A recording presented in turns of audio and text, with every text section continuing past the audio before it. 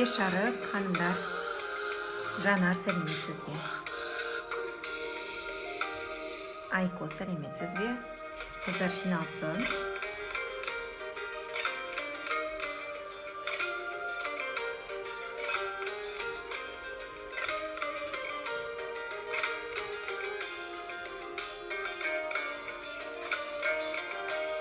Жалпы этикет туралы сұрақтарыңыз болса, жаза отырыңыздар, себебі сабақтың соңына қарай мен сіздерге жауап беремін.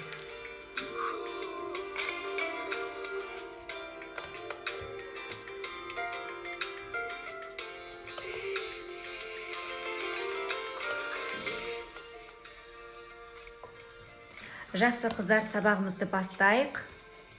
Мадикоша сәлеметсіз бе? Жанар, доктор сәлеметсіз бе? Кеш жарық қыздар. Мереке Айбосын, Арудас присоединились дейді. Сәлеметсіздер қыздар. Кеш жарық, бүгінгі біздің тақырыбымыз өте өзекті тақырып, қажетті тақырып қыздар. Бұл біздің зайырлы сұхбат нұсқаулығымыз. Біз жалпы зиялы ортаға барған кезде қалай сөйлеуіміз керек, неден бастауымыз керек, және де осы зиялы ортаға барғанда өзіміздің сөзіміз бір қонымды болу үшін не айтуымыз керек, қалай айтуымыз керек, не істеуіміз керек, соларды біраз атап айтамыз. Жалпы отырыстарда не туралы сөйлеуге болады? Бұл өзекті тақырып, актуалды сұрақ, көп келетін маған сұрақ осы сұрақ бойынша келеді.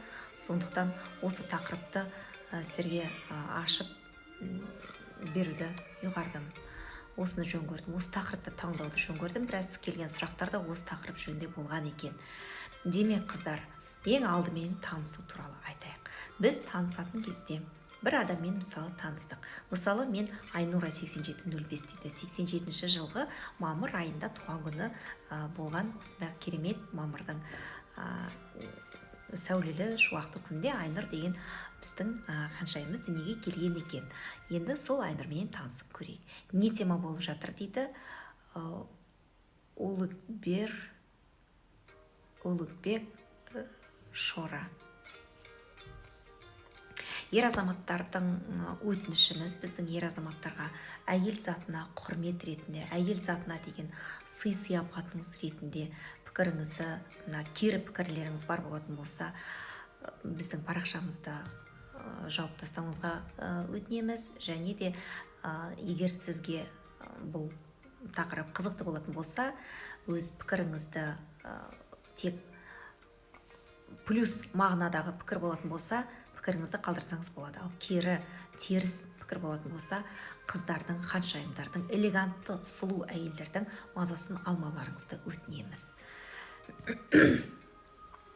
Жақсы қыздар, бүгінгі тақырыбымыз біздің зайырлы сұхбат нұсқаулығы. Демек біз зиялы ортаға барғанда зайырлы сөйлесуіміз үшін не істеуіміз қажет? Енді жаңағы Айнұр деген қызбенен танысайық. Танысатын кезде көбіне біз не деп айтамыз? Мен қайдан түсіп қалдым сізге дейді. Ұлықбек, білмеймін, сіз қайдан түсіп қалдыңыз.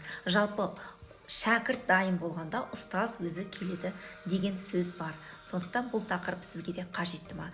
Болған шығар деп ойлап тұрмын. Себебі бұл тек әйелдерге ғана емес, біздің мектебімізге ер азаматтарға да сабақ өтіледі.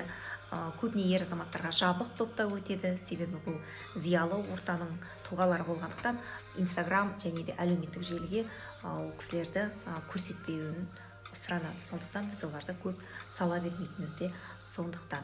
Демек, өзіміз мысалы танысатын болсақ, бейтаныс адамменен алдыменен неден бастаймыз? Біз жалпы бұны сабақ барысында офлайн мектебімізде, офлайн сабақ барысында біз міндетті түрде теорияны өткен соң театрға барамыз, балетке барамыз. Балеттің уақытысында, үзіліс мезгілінде біз міндетті түрде буфетке барамыз. Буфетте бейтаныс адамдармен біздің қыздар танысады. Танысқан кезде өздерінің аттарын айтпайды, және де танысып отырған адамның есімін еш уақытта сұрамаймыз. Себебі неліктен? Ол адаммен мүлдем біз кездеспеуіміз де мүмкін. Өмірімізде біз ол адамды көрмеуіміз мүмкін. Басты мақсат өзіміз туралы өте бір салиқалы пікір қалдырып кету керек. Сонда біз өте элеганттымыз деп санай аламыз. Қыздар бұл сынақтан өтеді. Демек, осы тапсырманы орындаған кезде қыздар сынақтан өтілді деген белгі алады. Сол уақытта бізде жалпы мектебімізде бұл емтиханнан өтпеген қыз жоқ. Барлығы 100% өтті. Дәл сол себепті бізде мектебімізде 10% сабағымыз теориямен, 90% тәжірибеден құрылған. Осы тәжірибелерден өте арқылы, осы ережені бойына дарытып, осы әдетке айналдырған кезде қыздар 100% нәтижемен шығады. Аристократ болу сабағыма. Аристократ деп атасаңыз да болады, өзіңізге қалай ыңғайлы, солай айтуыңызға болады. Аристократтар сабағы десеңіз болады, немесе ақ саусақтылар сабағы десеңіз болады, немесе ақ сүйектілер сабағы десеңіз болады, немесе орысша айтқан кезде урок для голубой крови десеңіз де болады. Қалай сізге ыңғайлы, қалай қабылдайсыз, солай атауыңызға болады. Қалай өзіңізге жақын, солай айтсаңыз болады. Демек, танысу барысы. Енді міне қазір жаңағы Айнұр деген қызбенен танысайық. Айнұр, сәлеметсіз бе? Сізбенен танысайықшы. Немесе Айнұрдың атын білмейміз. Кешіріңіз, сіздің есіміңіз кім? Менің есімім Сая, танысып отырайық деп айтуға болмайды еш уақытта. Неліктен? Себебі біз адамның атын айтып бастаған кезде өз атымыз өзіміздің ойымызда сақталып тұрады, ал көршілес, сұхбаттас адамның атын еш уақытта есімізде сақтай алмаймыз. Көп жағдайда, 99% жағдайда біз есімізде сақтай алмаймыз. Неліктен? Себебі ол адамның атын айтқаннан кейін оны міндетті түрде, мысалы Айгүл дейтін болса, мысалы мен өзім танысқан кезде Айгүл десе, өзімнің Айгүл деген жақын адамдармен байланыстырып қоямын. Біздің Айгүлектің аты секілді екен ғой деген секілді. Ал егер де өзге бір сіз алғашқы рет естіп тұрған ат болатын болса, міндетті түрде синаптикалық байланысыңызбен байланыстырып қоюыңыз керексіз. Кімнің атына ұқсайды? Мысалы, Сайора деген ат. Сайора деген ат бүгін маған хабарласқан болатын. Қазір Сайора, сіз барсыз деп ойлаймын тікелей эфирде. Демек, Сайора деген атты ұмытпас үшін «Мемуары гейши» деген кинода Сайури деген қыз бар. Сол Сайуридің атына ұқсас екен. Сондықтан сол Сайуримен байланыстырған кезде мен ол атты ұмытпаймын. Зависает дейді Арудас. Ер адамдар жайлы бар ма сіздерде? Ер адамдар жайлы емес. Бізде жалпы этикет бар. Ер адамдар қалай киіну керек, өз-өздерін қалай ұстау керек, не туралы сөйлеу керек. Мына зайырлы сұхбат нұсқаулығы да ер адамдардың курсында бар бізде. Ер адамдарға да қажетті дүние. Бірақ әйел адамдардікі бөлек өтеді топ, бізде ер адамдардікі бөлек өтеді. Себебі ер адамдарға айтуға болмайтын дүниелер бізде өте көп. Тек әйел адамдармен ғана жұмыс істейтін дүниелер өте көп. Демек, қыздар, атымызды айтпаймыз. Егер де атын сұрайтын болса адамның, онда міндетті түрде байланыстырып қоймыз. Айгүл дейтін болса, мысалы, Ай және Гүлді көз алдымызға елестетіп, синаптикалық байланысымызбен байланыстырып, көз алдымызға визуалды түрде елестетеміз. Және енді, қыздар, неліктен адамның атын айтуға болмайды? Себебі біз ұмытып қаламыз. Демек, біраз уақыттан соң, сұхбат жүргізгеннен соң, мына кісі атын кім деп айтып еді? Қалай деп еді? Айжан деп бет, Гүлжан деп бет, Қарлығаш деп бет, Сандуғаш деп бет, мүлдем Зарина деген кім еді аты деген ой келіп тұрады. Ондай олар келіп тұрады. Сондықтан осындай бір түрлі бір ыңғайсыз жағдайда қалмас үшін адамның атын сұрамаңыз. Не туралы айту керек, неден бастау керек, соны өтейік. Ең алдымен адамның атын жалпы әңгімелеріңіз егер жарасып кететін болса, сұхбаттың ортасында, әңгіменің ортасында айтсаңыз болады. Тіптен әңгімеміз жарасып кетті, біз атымызды сұрамаппыз, кешіріңіз, сіздің есіміңіз кім болады? Менің есімім Сая Әбдіғани деп айтсаңыз болады. Және де танысқан кезде этикет бойынша міндетті түрде, қыздар, жалпы этикеттің заңдылығы адам өзінің атын ғана емес, атымен қоса өзінің тегін де атап өткен абзал. Мысалы, мен сіздермен танысқан кезде айтайын делік. Мысалы, сәлеметсіз бе? Танысып қойыңыздар деп таныстырған кезде, мысалы, сәлеметсіз бе? Сая Әбдіғани деп айтқаным, маған міндетті түрде Сая Әбдіғани қызы деп сөйлеңіз деген мағынада емес. Өзімді мен сіздердің алдарыңызда жоғары санап қойған жоқпын. Мен өзімнің тегімнің бар екенін атап өттім. Бірақ сөздеріңіз жарасып кеткен кезде Сая деуіңізге де болады. Деп таныссаңыз, өзіңіздің парасаттылығыңызды көрсетесіз. Міндетті түрде. Жалпы бір саяны екінші саядан айыратын не? Бір айнұрды екінші айнұрдан айыратын не? Бұл тегі. Тектеріңізді міндетті түрде айтуды әдетке айналдырыңыздар. Және де танысқан кезде бейтаныс адамға 12 жастан асқан балаға міндетті түрде сіз деп сөйлеңіз. Сіз деп сөйлегеніңіз біріншіден сіздің сый құрметіңізді, өзіңіздің парасаттылық, элеганттылығыңыздың жоғарылығын көрсетеді. Екіншіден сізге де оның сый құрметі дәл сондай болады. Сіз қоршаған ортаңызға нені беретін болсаңыз, қоршаған ортаңызда сізге соны өзіңізге қайтарып береді. Бұл заңдылық, бумеранг заңдылығы, қыздар. Енді сұхбаттың ортасында делік адамның атын айтамыз дедік. Немесе ортасында болмаса, ең соңында қоштасатын кезде біздің әңгімеміз сондай керемет болды. Бүгін сондай керемет сізбенен сөйлескенге, сөйлесіп керемет бір көңілім рахат сезім алды. Сізбен сөйлескен сондай жағымды екен, сондай мейірімді жан екенсіз. Кәдімгідей адамға жақсы көңіл сыйлайтын ерекше тұлға екенсіз. Сіздің есіміңіз кім болады? Енді таныса жүрейік. Бір көрген көріс, екі көрген біліс дейді. Сондықтан біз сізбенен таныс болайық. Есімім менің Сая Әбдіғани деп таныссаңыз әлде қайда бұл жоғары болады. Сіздің өзіңіздің сұхбатыңыздың, әңгімеңіздің әлде қайда салиқалығын, сапалығын жоғарылатып жібереді. Сондықтан міндетті түрде атыңызды айтпай танысасыздар. Енді не туралы айтамыз? Не туралы қалай танысып кетуге болады? Жалпы қалай ойлайсыздар? Әйел адам бірінші болып танысуға мүмкіндік бар ма, жоқ па? Танысуға бола ма, жоқ па? Иә дейтін болсаңыздар, плюс батырмасын басыңыздар, жоқ дейтін болсаңыздар, минус батырмасын басыңыздар. Қалай ойлайсыздар? Сұрағымды қайталайын. Әйел адам бірінші болып таныса алады ма? Ер азаматпен. Қалай ойлайсыздар? Иә немесе жоқ?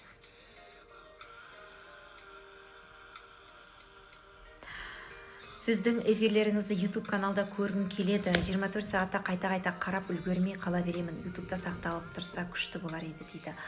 Жақсы, Мадина, мен осы менің тікелей эфирімді YouTube каналына сақтаймын деп сізге уәде беремін. Ол кісінің әңгімесі ұнамаған жағдайда маған таңсық тақырып доғар дегенді қалай салиқалы айтуға болады. Бұл да өте дұрыс сұрақ, өте қажетті сұрақ, өте жақсы. Бұл кісінің әңгімесі сізге ұнамаған жағдайда бұл қақтығыстан дұрыс шығудың жолдары. Бұған бөлек біздің сабағымыз бар. Бұл бөлек тақырып.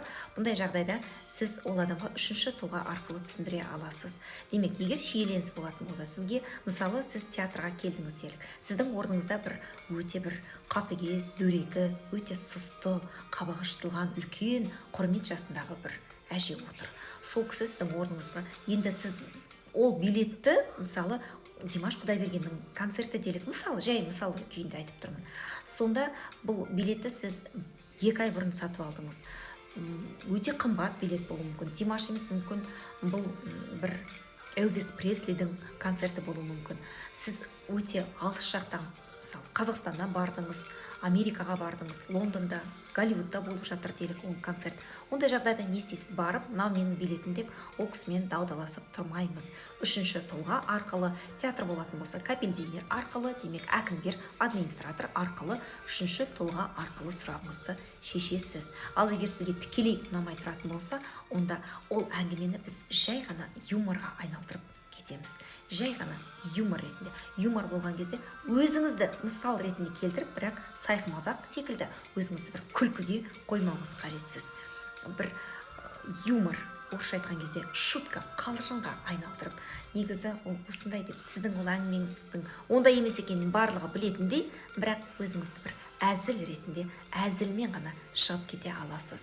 Ал егерде бұл кезде біз алдымен анықтап алуымыз керек. Бұл қарсыласыңыз сіздің адекватты адам немесе адекватсыз адам екен. Егер адекватты адам болса ғана сіз дәл осылай сөйлей аласыз. Ал егерде ол адекватсыз адам болатын болса, ондай адаммен еш уақытта шиеленіске түсуге болмайды. Сонда сіз салиқалы шығасыз. Мына сырт бейнеден қарайтын болса, екі адам ұрсысып тұрған кезде даудаласып сөз айтысып тұрған кезінде үшінші адам байқап тұрғанда қайсының ақымақ екені байқалмайды, білінбейді. Сол уақытта қайсыңыздың ақымақ, қайсыңыздың кінәлі, қайсыңыздың кінәсіз екеніңіз мүлдем білінбейді. Сол уақытта сіз адекватты адам болатын болса, юморға айналдырып шығып кете аласыз, адекватсыз болатын болса, мүлдем шиеленіске түспейсіз. Сіз ол адамға мән бермей болды, ол адамнан қатынасынан шығып кетесіз. Жақсы, сұрақтар екіге бөлінді, көбіне жоқ деген жауап келіп жатыр. Ал кейбір қыздар иә деп жауап беріпті, кейбір қыздар жоқ депті. Сәлеметсіз бе дейді. Гал 6975. Кеш жарық. Кім боласыз дейді. Сауле Саралиева. Бақыт, сәлеметсіз бе? Бақыт Нұралиев дейді.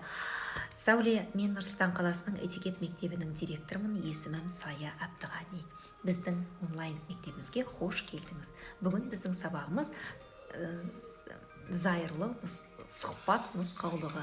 Зиялы ортаға барған кезде біз әңгімеміз бір құлаққа қонымды болу үшін, үлкен ортада, бейтаныс ортаға барған кезде әңгімеміз бір жасанды емес болу үшін, шынайы әңгімеміз бір салиқалы, парасатты болу үшін неден бастаймыз, қалай танысамыз адамдармен, сол туралы айтып жатырмыз. Демек, біз алдыменен бейтаныс адаммен таныс. Жалпы әйел адам бірінші танысуға болады. Бұл дегеніміз оған бір парасатсыз бір оймен барып емес. Жалпы мен сізбен танысайыншы деп бастамайды. Жалпы ұшақта отырған кезде кешіріңіз деп қол жалғап жібересіз бе деген секілді. Бұл таныстық. Бұл осылай сөйлеу, бұл таныстықтың бастамасы. Сіз бірінші сөйледіңіз. Демек, сізбен араласқым келіп отыр деген мағынада емес, мүлдем бірінші болып таныстықтың белгісі. Ары қарай енді бұл жерде ер азаматтарда отырғандықтан, ер азаматтарға дәл керегі осы еді. Жақсы, Сәуле, керемет дейді Биба Абдрахманова. Өте керемет қыздар. Жақсы. Бірақ әрине сіздің өзіңізге байланысты ғана, сіздің сөз саптауыңызға қарап адамдар сізге солай сөйлейтін болады. Сіз өзіңізді қалай қойсаңыз, ер азаматтар да сізге солай сөйлейді. Мысалы, мен өзім парламенттің инженерлік орталығында 12 жылға жуық қызмет атқарған болатынмын. Мысалы, мен өзім бухгалтер қызметін атқардым. Бізде көбіне әйелдер болды бөлімімізде, бірақ ер азаматтармен енді тек ер азаматтардан құрылған бөлімдермен де біз тығыз байланыста жұмыс жасадық. Бірақ сонша жылдың ішінде мен бір адамның, бір ер азаматтың аузынан бір балағат, бір боқ ауыз сөз естіген емеспін, қыздар. Ер азаматтардың ортасында бұнсыз болу мүмкін емес, бірақ менің қасымда ешкім ондай нәрсе айтқан емес. Бір мақтанып отырғаным емес, қыздар. Сіздерге бұны түсіндіргім келіп отыр. Ер азаматтар, сіз өзіңіздің ішкі деңгейіңізді қаншалықты қоятын болсаңыз, ер азамат оны қатты сезеді. Себебі еркектердің мына жетінші сезімі, мына интуиция дейміз ғой, интуициясы өте қатты дамыған, өте жоғары дамыған. Өзіңізді мына ішкі деңгейіңіз, өзіңізге деген сый құрметіңізді қаншалықты жоғары қойсаңыз, сол деңгейде сізді ер азаматтар қабылдайды. Еш уақытта сіздің көзіңізше ондай бір балағат сөздер айтылмайды. Енді қыздар, жалпы таныстық барысында әйел адам болсын, ер азаматы болсын, танысқан кезде комплименттен бастаймыз. Себебі қазақта да сөз бар. Жылы-жылы сөйлесең, жылан іннен шығады дейді. Сіз комплимент айту. Комплиментті біз жалпы қалай айтамыз? Комплиментті біз адамның сырт келбетіне ғана комплимент айтуды үйренгенбіз. Мысалы, сіздің көйлегіңіз қандай әдемі бүгін деген секілді комплимент айтамыз. Бұлай комплимент айтуға да болмайды, қыздар. Мүлде болмайды, айтпаңыз деп айтпаймын. Бірте-бірте сіз өзіңізді комплимент айтуға үйретіңіз, дағдылатыңыз. Демек, комплименттің мына адамның бір қылығына комплимент айтуды бір тәжірибе күйінде алып, осыны жасап көріңіз. Адамның киіміне, сырт келбетіне комплимент айтатын болсақ, мысалы, сіздің, мысалы, сәлеметсіз бе дейді Бекенова Гүлмира. Гүлмира, кеш жарық, енді қосылған екенсіз. Мысалы, Гүлмираның көйлегі сізге ұнап тұр делік. Гүлмира, көйлегіңіз бүгін ерекше әдемі екен деп айтатын болсаңыз, бұл дегеніміз, Гүлмира, сіздің өзіңізден гөрі сіздің көйлегіңіз әлдеқайда әдемі болып тұр. Сізді ажарландырып тұрған сіздің көйлегіңіз, бірақ өзіңіз емес деген секілді түсінік қабылданады. Сондай бір түсінік пайда болады. Сол үшін бұл сөз саптауымыздың өзінде дұрыс қоя білуіміз керекпіз. Гүлмираның киіміне емес, өзіне. Гүлмира, бүгін мына көйлекте сіз ерекше ажарланып тұрсыз. Мына көйлек сізді керемет ашады екен, ерекше сұлу болып тұрсыз деп адамның өзіне комплимент айтуымыз керек. Әбен Ләззат дейді, Шымкенттен сәлем дейді. Кеш жарық, Ләззат. Қош келдіңіз біздің этикет мектебіміздің онлайн сабағына. Демек, адамның бір іс әрекетіне, қылығына, адамның бір мінезіне комплимент береміз. Мысалы, сіз делік балалармен ойын сауық алаңына ойынға бардыңыз. Немесе сіз өзіңіз ғана бір бизнес кездесуге бардыңыз, дәл сол жерде бір көп балалы ананы көрдіңіз. Көп балалы аналар мені бірден түсінеді. Мен де көп балалы анамын, қыздар. Себебі баламен жүрген кезде, балалардың барлығымен жүрген кезде, болмағанда екі баламен де барсаңыз, балаларыңыз ондай көпшілік жерге барған кезде, мына кеңдікті сезінеді, бала жүгіріп ойнап кетеді. Себебі ол ойын баласы. Балаға қой, әй, так деп айта беруге болмайды. Шартын қысқартып, оларға тосқауыл қоя беруге болмайды. Себебі қазақта сөз бар, қыздар. Бала балалығын алмаса, даналығынан қалады дейді. Дәл сол секілді. Бала балалығын міндетті түрде алу керек. Бала айқайлау керек, дауысын шығару керек, энергиясын шығару керек. Себебі әр минут, секунд сайын, сағат сайын олардың жасушалары, клеткалары өсіп, ұлғайып, көбейіп келе жатыр. Ал біздікі керісінше. Біздікі тоқтап, сол енді өзінің тіршіліктерін жойып жатқан кезең. Соны біз тек қана дұрыс сақтап, денсаулығымызды сақтап, спортпен айналысып, тамағымызды дұрыс сақтап, өзіміздің жас сұлу кезімізді сақтап қалуға әрекет жасауымыз қажет. Сондықтан балалар ойнап жүгірген кезде сіз ол әйелді түсіністікпен қарап, ол әйелді түсінуге тырысыңыз. Демек, ол әйел міндетті түрде сіздің алдыңызда ұялып тұрады. Осы балаларының үйіне барғанда тағы сөйлеуі мүмкін, өзі ренжуі мүмкін, көңілі түсіп кетуі мүмкін. Мені өмірі осылай үнемі ұятқа қалдырып жүреді, менің балаларым осылай шулайды, неге осылай деген секілді ой кез келген анада баласы шуылдап жүгіріп жүрген кезде ананың ойында сондай бір түйсік пайда болады. Сол уақытта ана әйелді қолдау барысында сіз оған комплимент айтуыңыз қажетсіз. Сіздің алдыңызда қатты ұялып тұрады. Мысалы, бір мейрамханада отырсыз, бір кафеде отырсыз делік. Баласы, бір қасыңыздағы үстелдегі әйел бала шағасымен отырып отбасы, немесе сонда анасы көбіне ұялатын. Сонда, мысалы, отбасымен отыр делік. Жалпы болмысты жағдай, болымды жағдай. Бір баласы ыдыс түсіріп алады жерге, бірдеңені төгіп алады, сындырып алады. Әкімгер келеді, ары қарай ол сұрақ шешіледі. Содан бірдеңені төгіп алады, үстіне төгіп алады. Соны көрген отбасы иесі, ер азаматтар көбіне шыдамсыз келеді. Ер азамат әкесі айқай салады. Сендер отырғызасыңдар ма, жоқ па? Маза бересіңдер ма, жоқ па? Жүрген кезде осы үнемі ұятқа қалдырасыңдар, сендерді шығармайын, басқа ешқайда апармайын деген секілді. Әйелі көбіне істерден ұялып отырады. Сол уақытта жай ғана әйеліне комплимент айтуыңызға болады. Мен сіздің қалай комплимент айтасыз? Ана әйелді бір қолдауыңыз керексіз. Бір танысып сөйлескіңіз келіп отыр ол әйелмен. Немесе бір стөлде отырсыздар. Сонда не деп айтуыңыз қажет? Қалай айтар едіңіз? Ондай жағдайда, мысалы, әйелді қолдау барысында комплимент. Сіздің балаларыңызға қарап, мен сіздің өте керемет ана екеніңізді көріп тұрмын десеңіз, ана әйелдің көңіліне ерекше бір жақсы көңіл сыйлайсыз. Маған пердеңіз қатты ұнады дейді. Рахмет сізге үлкен, маған да ұнайды. Демек, қыздар, тақырыбымыздан ауытқымайық. Демек, қыздар, ана әйелге жақсы комплимент айтқан кезде, бұл сіздің бойыңыздағы өзіңіздің комплимент айту техникаңызды дағдылату, үйрету деген бір сабақ, тәжірибе ретінде қабылдаңыз. Комплимент айтуды да үйренеміз. Тамақтану туралы айтыңызшы. Дұрыс тамақтану туралы дейді. Тамақтану туралы, жалпы дұрыс тамақтану, бұл бір тақырыптан екінші тақырыпқа қыздар ауытқып кетпейік, себебі тақырыбымыз ашылмай қалады. Сұрақтарыңызға жауап берем деп, мен біраз уақытымды басқа тақырыпқа аударып, біраз уақытымды жоғалтып аламын. сол себепті қыздар міндетті түрде адамның немесе бейтаныс адам болатын болса, мысалы сіз мысалы Салта дейді. Салта, мен сізге бір комплимент айтқым келіп отыр.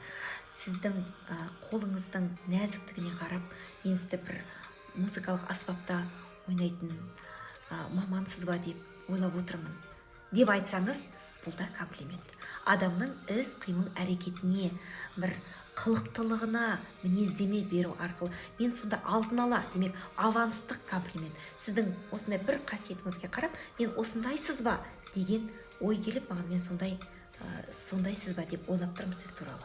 Мысалы, сіздің балаларыңызға қарап, мен сізді ерекше ана екеніңізді, ерекше тәрбие беретін ана екеніңізді көріп тұрмын. Қандай керемет, ғажап әйел едіңіз, қандай сұлу едіңіз деген секілді аванстық комплимент айтуды үйренейік. Мына аванстық комплимент айту тәсілін білгендіктен шетелге барғанда, отельдерге барған кезде, ресепшнға келген кезде ең алғашқы біз мысалы келіп тоқтадық. Сол ресепшнда бізге номерімізді біздің жайғастыратын кезде аванстық комплиментті айта алу арқылы, қыздар, әлде қайда бұны бір апгрейд деп санаңыздар. Алдын ала комплимент айтып, сізге бұл бірнеше есе өзіңізге табыс күйінде, тиімділік күйінде, рентабелділіктің жоғарылауы күйінде қабылдаңыздар. Демек, осы комплиментті дұрыс айту барысында бізге ең жақсы, ең тиімді, ең қолайлы теңіздің бірінші жағалауында, немесе теңізге қарап тұрған, терезелер теңізге қарап тұрған, әйнектері теңіз әйнектерінен теңіз көрінетін өте жақсы орындар бұйырады, қыздар. Бұл бір жағымпаздық емес, бір жасампаздықта емес, қыздар. Бұл комплимент айтуды үйрену. Салта приятно дейді. Настолько приятно. Салта у нас уроки проходят на двух языках, на казахском и русском. То есть у нас есть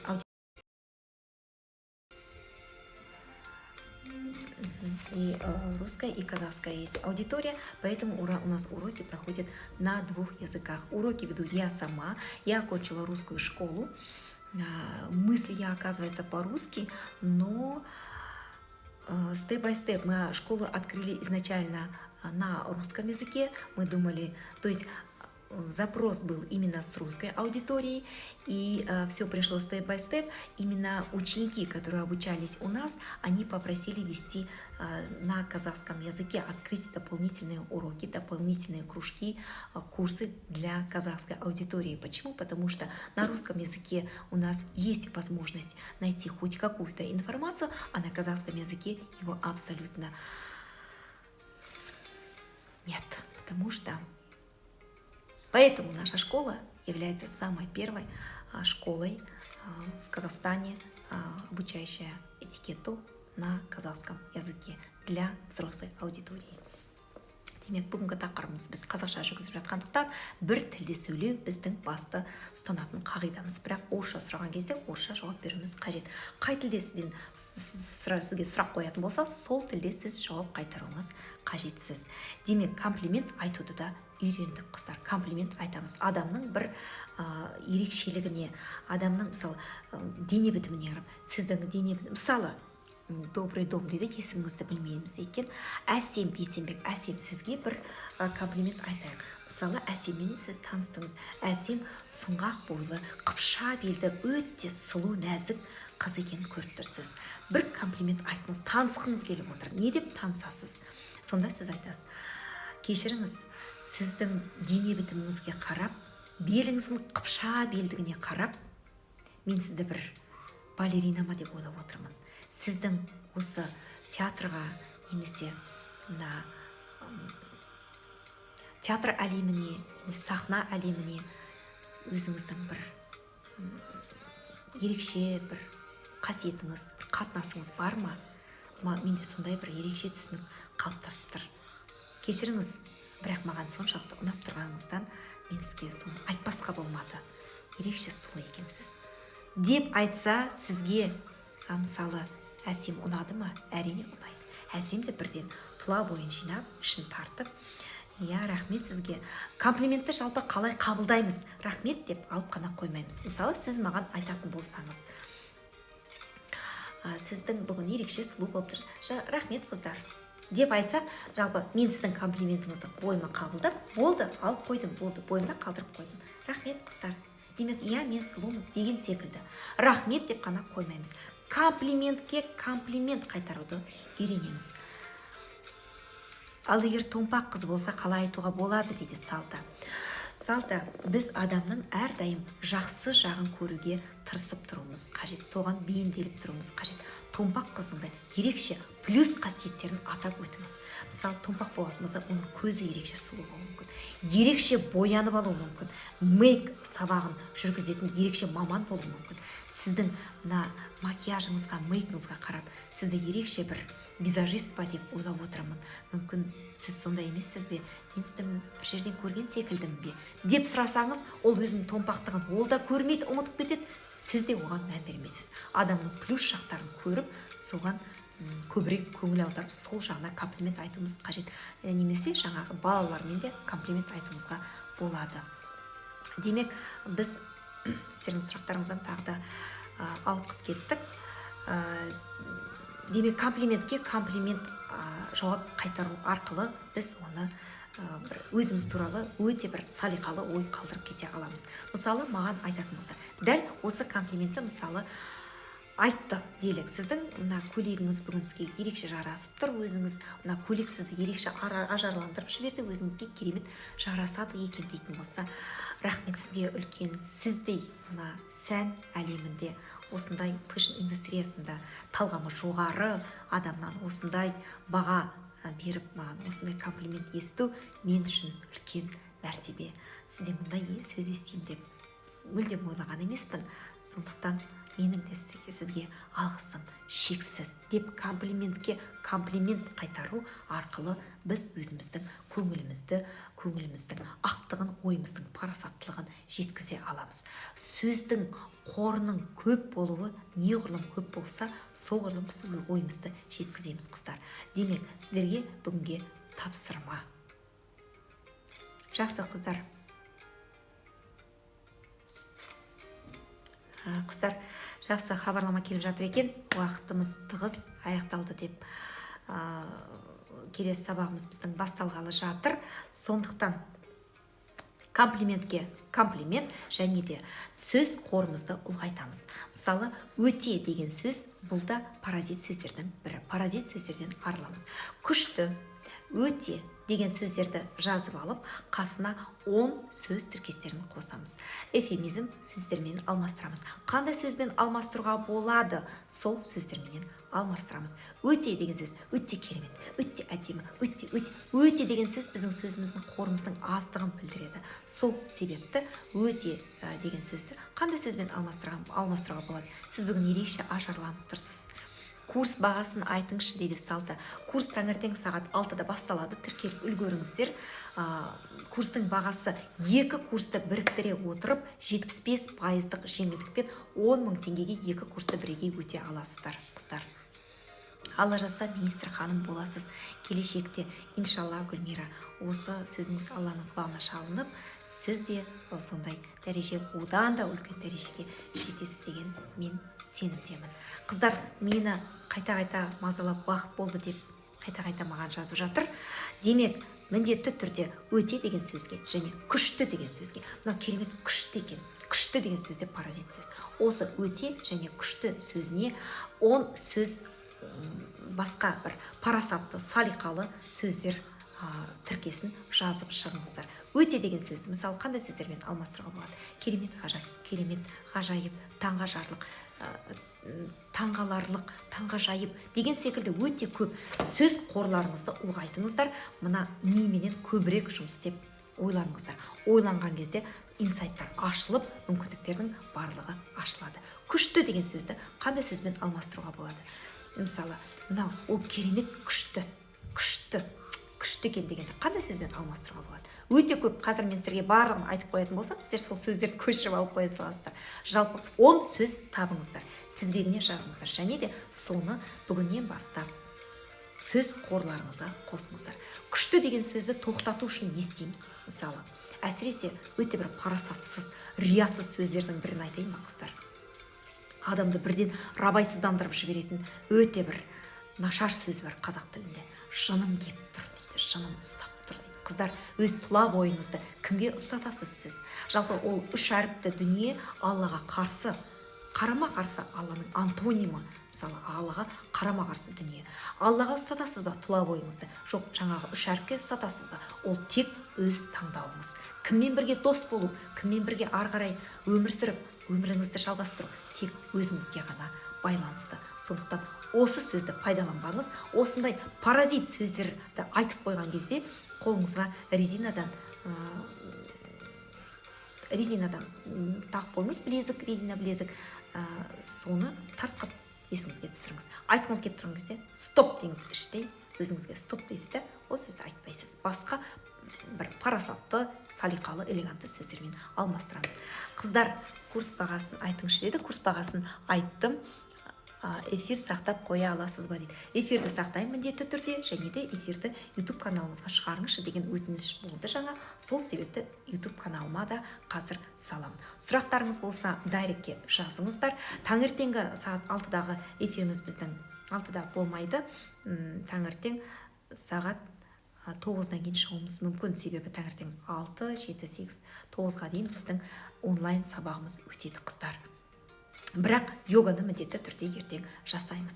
Менімен бірге сабақ өткендеріңіз үшін қыздар, менің алғысым сіздерге шексіз. Мен сіздерді қатты сезінемін, және де сіздермен бар білгенмен бөліскен сайын өзімді сондай бақытты сезінемін. Маған сондай бақыт, керемет көңіл-күй сыйлағандарыңыз үшін менің сіздерге қыздар алғысым шексіз. Біздің мектебіміздің басты ұстанатын қағидасы этикетті әрбір шаңыраққа жеткізу. Осы ұстаным бойынша сіздердің әрбір отбасыларыңызға титтей де болса менің көмегім тиіп жатса, менің Аллаға деген шүкірлігім сансыз, шексіз. Келесі сабақта кездескенше қыздар сау, саламат